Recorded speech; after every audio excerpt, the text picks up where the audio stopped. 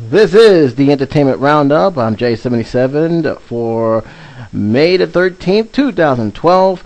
And I'm just going to start off with The Dark Shadows. This movie was released on Friday, and it has very, very mixed reviews. This movie is not getting very good praises from some, but is also getting some good endorsements from others. And as I hear the reviews, and by the way, just to go on record here, I haven't seen the film yet due to the fact that I couldn't able to get enough cash to see this film. Like I said, movie theaters are expensive here in New York, but I am going to see it this week and give my own take on it. From what I got from the people who did see it, those who didn't give spoilers, and those who are professional critics, and just average YouTube reviewers, as well as sites who does movie reviews or vlogs, from what I gathered is that they're getting tired of seeing the team-ups, which is Danny Elfman, Johnny Depp, his wife, Miss Helen Bonham Carter, thank you. And they're just getting tired of seeing it, and they said that that Tim Burton himself is too one-dimensional, and his films are coming out as such. This is the negative reviews. A lot of people have said, I'm not going to give you the gist of what they don't like and what they didn't like. I'm not going to give you the scenes because it's unfair, especially when I didn't see it. But I'm just giving you what a lot of people said, that the characters are not dimensional. You don't really care for the characters. You actually go to hate some of the characters. That's one reviewer says, and that the story is bundled up to the point where it doesn't really have much of a plot to it. I don't know how much true that is. What I do know, it wouldn't shock me because, like I said, this is based on a soap opera that came out during the 70s. Soap operas have a never-ending trend going from day to day. And from what I gathered is he tried to translate the soap opera TV show, which from what I understand was actually a hit back in those times, into a movie, a 2-hour movie. Sometimes you roll the dice with that when you're trying to translate TV into movies. You're either going to be successful at it, or you're going to fail at it. 60% of the time is mostly a fail at it. But in this case, a lot of negativity. The twist that went nowhere. Nobody really liked the twist. And in general, they just felt that the film didn't know what it wanted to be. They didn't want to be a dark, serious film or a comedy. And they tried to be both. And for what I understand, didn't work out for those who have seen it. I think the most harsh review came from that guy with the glasses.com, at least one of them, Jesse Ataku, who is a anime reviewer, and really did not like this movie. I mean, she basically just said that I don't want nobody seeing this film because it's so bad, it's so horrible. And I would never say that never see a film. It's up to you guys. It's an acquired taste, and that's a key word about Tim Burton. He's an acquired taste, and I'll get back to that in a second. Another reviewer who did that from that guy with glasses, I actually liked his review a lot more because at least he was open-minded about it. He wasn't angry about it, and that was Brad Jones, aka the Cinema Snob. And he didn't like it, but he didn't hate it. There were some things that he actually did enjoy, and I can understand and respect that. Jeremy Johns, he was pretty much neutral as well. He felt the film was okay, but you're not going to remember it after you leave the theater. Chris Stuckman gave it a good review. He's one of the good reviewers. I think the most positive review I got, from what I understand, is John Chatterbash, which I haven't seen his reviews in a while. I'm glad he's still doing the movie reviews. And he pointed out a lot of things that I find typical of Tim Burton. That is the art design, the cinematography, the costumes, how he managed to bring that eerie gothic-like look to the characters. And he enjoyed the film pretty much more. I think he was more open-minded to the film than a lot of people have when coming into this movie. And that's leading back to Tim Burton as the director. Tim Burton, to me, I find as a gothic director, and he has a very strong fan base. However, not every film is meant for everybody. And I think that's the thing that people need to understand. He knows his audience. He knows what he's trying to do. Is he the world's greatest director when it comes to filmmaking? No, not really. There are some films I didn't like. I always get hammered for not liking Beetlejuice. I didn't even know he made Planet of the Apes, the remake, until somebody told me. I honestly did not. They actually told me that was Tim Burton, but that was because Tim Burton's name was not on it. It didn't say Tim Burton's Planet of the Apes. It said Planet of the Apes, and then when I saw it, I said, this was actually a Tim Burton movie? Because it didn't have that gothic style to it that I'm actually used to seeing.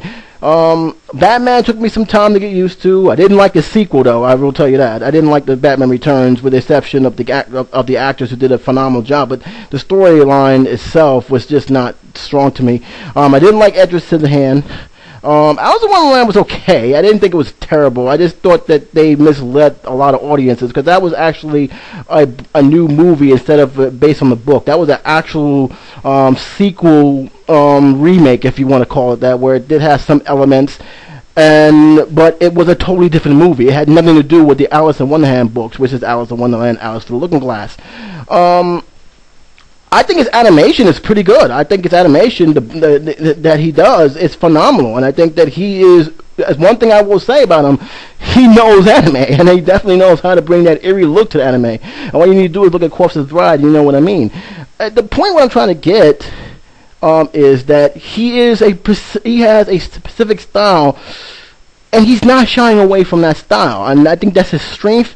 At the same time, that's also his weakness. And I think when it comes to this movie, if you know what you're getting into with Tim Burton, it's like you shouldn't be surprised. I mean, the one thing I will say is you're going to get that gothic feel. You're going to get the cinematography. You're going to get that eerie, dark characters. Story-wise, that's going to be a different thing. And I think the weakness of Tim Burton is story. If it's not something he made himself, I think he will put less effort to it than the ones it came directly towards him. That's just me. I think the only strong one that he did not single-handedly did was the Batman movie. But even with that being said, I just find his films to be an acquired taste. And, he has a diehard fans, and those diehard fans are going to like it for what it's worth, and that's how it is. And I can live with that. I just think his films are not for everybody. And I think the Dark Shadow, although there were many fans of the Dark Shadows, the name Tim Burton, you should know that he's not going to really stay too loyal to the source material. In fact, from what I understand, has nothing to do with the source material at all. But that's just it. That's just how my feelings towards that. I'm going to see the film. I'm also going to see Frankenweenie. I might see Abraham Lincoln Vampire Hunter. Although he's not directing the film. I want to keep that in mind. His print is there. His visualization and dark gothic look is there. So that alone, you're pretty much still seeing a Tim Burton movie. It's just he's not directing it. And I'm going to see his latest animation film, Frankenweenie. Frankenweenie looks interesting to me. I heard so many good things about it. So with the trailer and all, so I'm actually looking forward to seeing some of his other stuff. But like I said, it got mixed reviews. It did well in the box office. It made 28+ million. It's doing okay. Whether or not it will make its money back, it's all about word of mouth. I just think that he has a certain fan base, and it's not really meant for everybody to see. I do agree, though, on one thing. He needs to start thinking about getting other actors to act this role, because seeing, Johnny Depp, and I'm not taking anything against Johnny Depp. He's a magnificent actor. I love his work, some more than others, of course. But seeing him, Helen Bonham Carter, and Danny Elfman all the time, people are starting to, patients starting to wear thin and seeing the same old character, same old actors playing these films. And I think he needs to at least mix it up just a little bit. That's just me, but I think he needs to mix it up just a little bit. Other than that, I will see the film. I will get my own take on it, but for all the mixed reaction I've been seeing, I can't really be shocked. Again, Tim Burton is a director that has a certain style. He's not going to shy away from that. I think the only attempt that was, like, again, was the Planet of the Apes, which I still can't believe that he directed it. But other than that, I just think that he has a certain style, and either you are used to seeing that kind of film from him, and you like the way he directs in that kind of film, or you're just an average moviegoer that may not like what he does. Simple fact is, it's not up to your liking. It's that simple. There are many directors like that. That has a certain style. Michael Bay is definitely one of them, and I'm not a big Michael Bay fan, but there are other people who like Michael Bay's work. That's fine by me. I really don't care for his work, but others do. It's just how it is. Other than that, that's pretty much what I got to say about the movie. Now I'm going to go into some more important things. I'm going to start off with CBS first. I'm going to leave John Travolta second because I got a lot to say about John Travolta, but I'm going to start off with this first. CBS has announced the shows they are keeping, and there are basically some of the shows they are ditching. Some shows I am not surprised, but there are other shows here that I'm kind of shocked that it's actually being gone. But like I said, they're basically doing a clean house. A lot of shows are being canceled this year, more so than any year in television history. There's a lot of shows are kicking the bucket. So let's get started with the first one. CBS cleared up this list of renew and not so mystery Sundays by announcing dramas. CSI Miami, Unforgettable, and New York 22 will not be back in the 2012-2013 season. I'm not surprised of Unforgettable. I am a little bit shocked, that NYC 22 is not coming back. It had pretty good favorable reviews, but it's not coming back. And CSI Miami is the first CSI series to kick the bucket. It is the second series, the first spin-off of the CSI franchise, and now is also the first spin-off to first CSI show to be gone. I noticed this, that they kept 2.5 Men is coming back. There's even reports, rumors I like to call that, you may see Charlie Sheen in one form or another next season. It's also been reported that other shows are definitely mostly comedy. Rob is coming back. And the show that was in the bubble will make a return, will be CSI New York. So people thought CSI New York was going to be canned. CSI Miami is canned. Few things I got to say about this. If you notice, a lot of shows that they've been mentioning, a lot of shows have been cop shows. And from what I understand from a lot of people I talk to, friends of mine at least, they saying that they're getting tired of seeing the same old formula. I mean, is it not? You have reality shows at one hand, and you have cop shows at the other, and then you have comedy that is very in between. And there ain't that many comedies left in prime time showing. It's very, very little, and those who have stick around a lot longer or pretty much shows like the Big Bang Theory, 2.5 Men, those shows that which was proven to still have some kick to it and still have some form to it. But a lot of dramas, a lot of crime dramas are seeing a steady decline, and I'm not surprised about CSI Miami too much. I am disappointed they didn't keep it, but I'm gonna say, not many people fill in the shows. I'm not surprised at all with Unforgettable. Unforgettable looked like it was. A lot of people did not like Unforgettable too much. It lasted a full season, but not many people did care for Unforgettable. They said it's unconvincing crime drama they have ever seen. So I've seen a few episodes. It was okay. I saw like the last 3 when she was closing in on her sister's killer, and I did not see the grand finale. Nobody did, and that's basically I don't know what happened at the end, but apparently they didn't have enough kick to it to stay afloat. NY22 looks like it had a chance, and unfortunately it will not come back. But most of the shows that will be coming back is pretty much comedy, and that's pretty much All I can say about that. So 2.5 Men survives another season. Obviously, Ashton Kutcher has actually, to my knowledge, broke the cycle of when a heavy star, leaves the show. The show seems to leave with him. Obviously, the show actually have a strong enough fan base, and they pretty much liked it. Ashton Kutcher, mind you, I did see the show, and it looks like he's just playing the same role that Charlie Sheen is playing. But do I think he's better? It's okay. It's not great, but he's passable, and his show is doing fine. So here it is. So 2.5 Men survives, but CSI New York just barely. But Miami, Unforgettable, and the new show, NYC 22, will not be back. They do have a list. I'm not going to go over the list just yet. I will probably talk about it in a separate video. But in this case, these are some of many shows, and there's a lot of them that are going to be gone after this year. A lot of CW shows is gone, but no surprise. I don't even take CW seriously anymore. CW is like every year they're gonna have a new show. That's how poorly run that channel is. I think the only thing they have truly good to watch is probably that Supernatural. That's it. Supernatural is the only thing that's worth watching there. I mean, The Ringer, gone. That wannabe Vampire Diaries sequel called the Circle, whatever, I think that's what they call it, gone. So yeah, it's just not. It's not a show that I take seriously. I just don't. I am sad to see Pan Am go. Pan Am is definitely not coming back, and I really do believe that show got hurt by their name.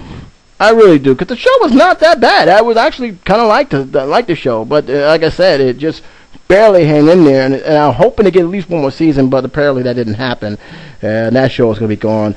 A lot of NBC shows going to be gone, a lot of Fox shows going to be gone. There's going to be a lot of shows being replaced, so it's going to be very interesting to see how they go, and that's largely because a lot of shows premiered this year, and after the shows are already canceled early, like Charlie's Angels, that Playboy show that was barely drifting in my mind right now. This has been a very bad year for a lot of sitcoms starting out. So hopefully on 2012, 2013 we'll show something new and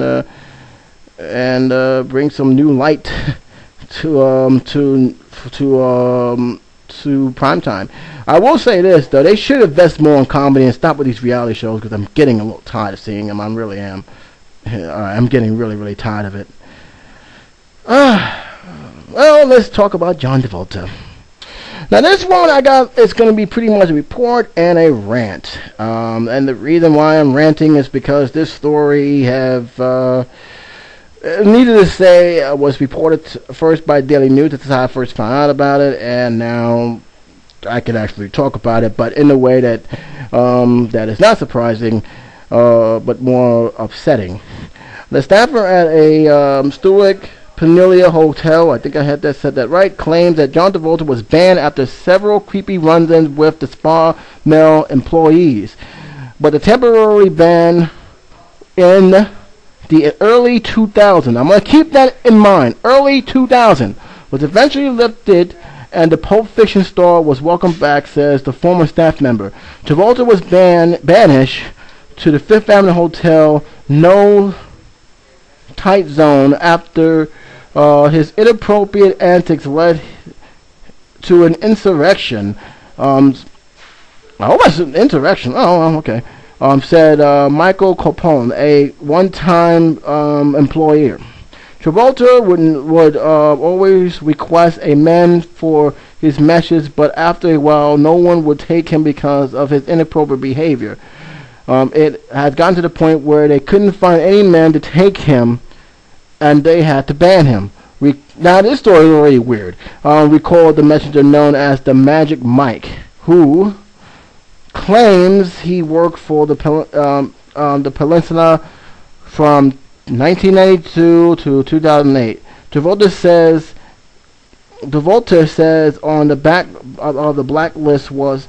Travolta stays on the blacklist. I don't know why they keep shrinking these letters. Travolta says on the blacklist was about 3 years, and following a complaint to the hotel bosses, said Calypso, who boasted his past clients, including Ricky Martin and Jennifer Lopez. The messenger said that the sanction against the former sweat hog occurred roughly a decade ago. Hotel officials didn't respond to the request for comment. Travolta attorney Martin Singer dismissed the allegations as complete nonsense. Nothing that his clients were at the hotel famous rooftop spa as recently as 6 months. He was already there. If he was banned, do you think he will ever come back? He never been banned. I guarantee you. The hotel never told John he was banned. John never acted inappropriately. I'm gonna stop there for 1 minute. Okay, Chris. As a matter of fact, I'll leave the link for you guys to read the rest of this because there's a lot of stuff to go in, and the more I read, the more weirder it gets. Here's the thing I have with this beef, okay? This is all stemming from some allegations that he was involved in inappropriate behavior with a couple of male employees. A lot of people's coming out in the woodworks. He's being sued by now 3 people, according to the reports that's coming out there. One from Atlanta, Georgia, this recent. And John Travolta has been defending his allegations, saying this is not true. There's even a report that he had a receipt at one time stating that where he was at the time that all this stuff supposedly happened. And basically, a lot of sites have been talking about it. A lot of people who's been blogging about it have been saying that it may be some truth behind it. There may not be some truth behind it. All I gotta say is, if he didn't do anything illegal, I really don't care too much about it. It will not shock me if it is. It will not shock me if this actually happened. My question is, did he do something that constitute being sued? And the answer is no, unless they felt that they violated him in some shape or form. Then it would be pretty much a criminal offense, which means they will have to press charges. And I don't see any of these guys who's claiming that John Travolta did inappropriate touching or asked them to have sex, for that matter, as pressing charges of sexual harassment. Nor they're basically taking him to court. And there's a lot of people all of a sudden coming out of here, out of these woodworks. So I'm kind of curious of who's actually telling the truth and who's not, more than if John Travolta is gay or not. It would surprise me. No, it won't. But I'm highly doubt that's the case. However, in terms of this story, let me explain why I'm not happy with the story, and it has more to do with the way they presented this. When this story was broke, I believe it was broke at Friday. The Daily News had it in the front page. And the first thing they said in Daily News, that hotel banned Travolta. Didn't know what the hell that was all about. Didn't know why they banned him. I just thought it was having to do with the case, and they didn't want nothing to do with him because there was some truth to the case. I opened the page, and it's exact stuff I just quote to you. Because this is from the Daily News, and I will leave a link to you guys so you can read it. It explains everything about what happened and everything else. But then I read the situation that said this happened in 2000. And the first thing I say, well, this happened in 2000. Why the hell is it on my front page? If you guys want to talk about it, it's dominating the front page. If you wanted to talk about it, why don't you just put it near the entertainment page, or at least page 5 on your damn paper? Why put this on the front page? This is not really of importance. You're talking about something that happened, 12 years ago? It's something 12 years ago. Why are we talking about it now? And this is the kind of stuff, I mean, honestly, that I felt that was just a waste of space. And I really was pissed off that Daily News thought this was of major importance to put this on the front page of their paper. And I felt that it was not meant for front page coverage. I mean, you guys may disagree, but I just felt this was not front page. And as for the story itself, it does sound suspicious. I mean, to be very fair, it definitely does have that suspicious trend on it. Because, like I said, if the report says it's true, and he just returned, I'm being honest with you, if I was accused of something like that, I would not return to the hotel. And I agree with the lawyers. I'm not returning to somewhere where they accuse me of inappropriate behavior, where knowing I may actually be accused of it again. It just don't make no sense. And It's a very, very weird story. And the thing that bothers me is I don't know if they have messengers in hotels or not. I never really stayed in these high class hotels. But you would think there would be documents about this.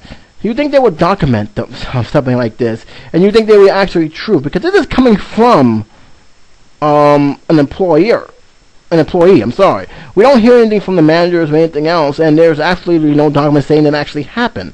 We do see pictures of this nice hotel, which the Daily News do have, but other than that, I don't think that this is a reliable story. I really don't. I could be wrong, but I just don't think this is a reliable story. Let alone should be on the front page of my paper. But it is there. People are talking about this. And the question is, pretty much more, is the allegations of him doing inappropriate behaviors are true? Keep in mind, Spill.com had mentioned this, and they mentioned the person who actually worked about it. They didn't mention the guy's name per se, but they did mention that there were some uncompromising situations of John Travolta in a situation like that. So it could be possible, but then again, like I said, the way they are presenting this case, it sounds like they're looking for an easy payday and nothing more. Because if he didn't force these guys to do what they're claiming he did, why are you bitching now? That's how I feel. But again, you guys may have your own opinion, you may have your own standards matter. I'd like to hear what you got to say about that. And I'm moving on. Got two more stories to talk about. I'm going to leave. Let me talk about this right now, because this is a story that is a sad story, and it's pretty much, at least now finally there's some sort of closure, and that is the William Dafoe trial. William Dafoe has been found guilty of all charges in the murder of Jennifer Hudson's family. Huston's ex-brother-in-law was found guilty of all 3 counts of first-degree murder in the 2008 shooting death of Huston's mother, brother, and 7-year-old nephew. This was reported by the Chicago Sun-Times.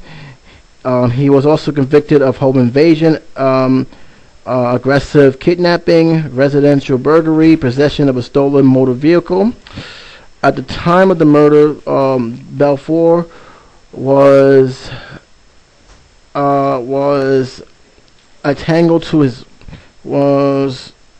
estranged from his wife, who was Huston's sister. During the trial, prosecutors said he became angry when he found out that Julia was dating someone else. As reported last time, Huston was first to take the stand in the trial. She broke into tears when the prosecutors asked her about the last time he saw her family. Belfour, who was on probation at the time of the murder, faces a mandatory life sentence. He's definitely going to get that life sentence. Huston's eyes was filled with tears and shook her head as she bit her lips as the verdict was read. The prosecution had to build an overwhelming circumstantial case trying Belfour for the killing, because there was no surviving witnesses. Defense attorneys claimed that the killing could have been related to Hudson's brother's alleged drug dealing. Hudson was the first witness called to the stand, and she attended every day of testimony. Okay, that's pretty much all this thing had to say. This article was done at the National News Crime. I'll leave the links below. This is a story that has been ongoing for years, since this horrific death has occurred. And many people, including myself, was wondering if Jennifer Hudson actually bounced back from that. And I wish she did, and she did bravely. But make no mistake about it, this was a very painful journey she had to go through, sitting in that courtroom, testifying, This was not easy, and for what it's worth, I hope that she can finally find some sort of closure, even though there's really never really closure when it comes to cases like this. Especially cases like this. I know she's spoken for Oprah at one point. She has spoken with other people. Also, she's been speaking out, and this got to be very, very emotional. This could have easily set her back big time, but it didn't. She has came back stronger, more powerful than ever, and I hope she continues to build because she does have a bright future. But again, it's horrible how this thing, how jealousy, anger, rage, and greed can tear a family apart, and this is definitely a prime example of that. And I can only hope for the remaining family members that they can find some kind of peace with this now that it's actually over. But make no mistake about it. I don't know if Belfour is going to appeal. It doesn't say, but it does say that he's facing a life sentence. And make no mistake about it. This is gonna. They're definitely gonna slap him with the maximum with this. As for a couple people who've been asking questions, what do you think that if it wasn't for the fact that Jennifer Hudson's name was on the paper, do you think that posed a factor? I think it did, but not to a great extent.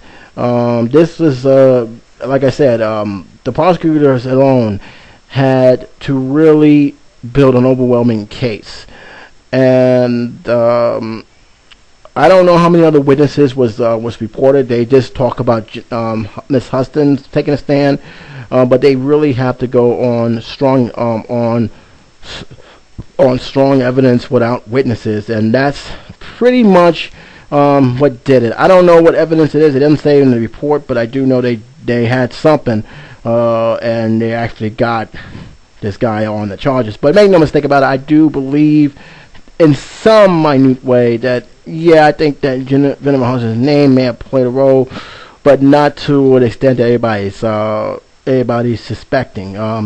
So it really all went down to DNA evidence as well as what other stuff they had, and that's pretty much what did it. Because make no mistake about it, they had something, and whether they didn't have the witnesses, they had enough to convict, and that was pretty much the factor.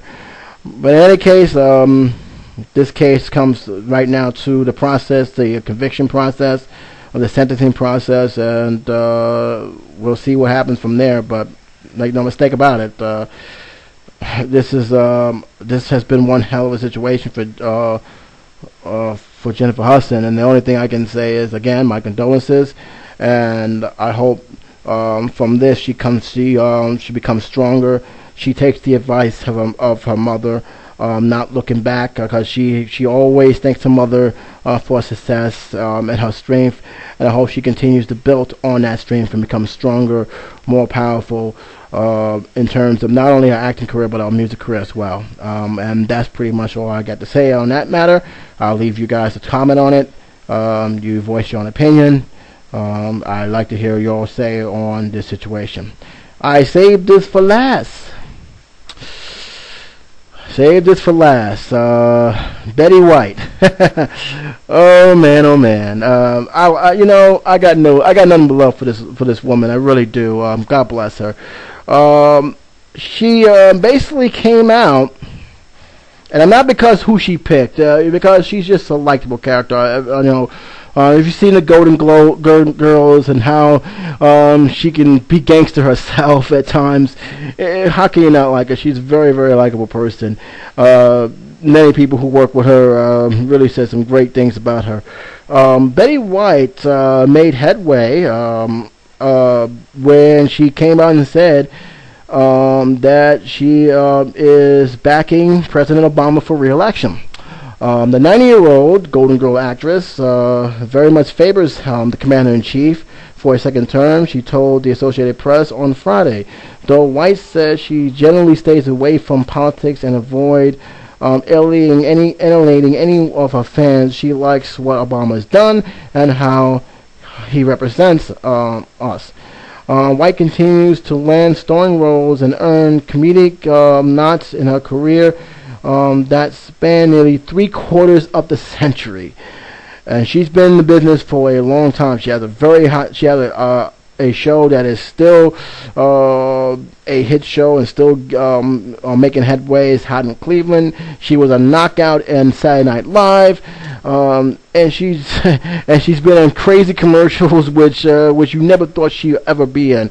And I can understand why she said that she normally alienate herself for talking about politics as well, who she's voting for, because of how people feels about certain people, especially in the Democratic Republican situation.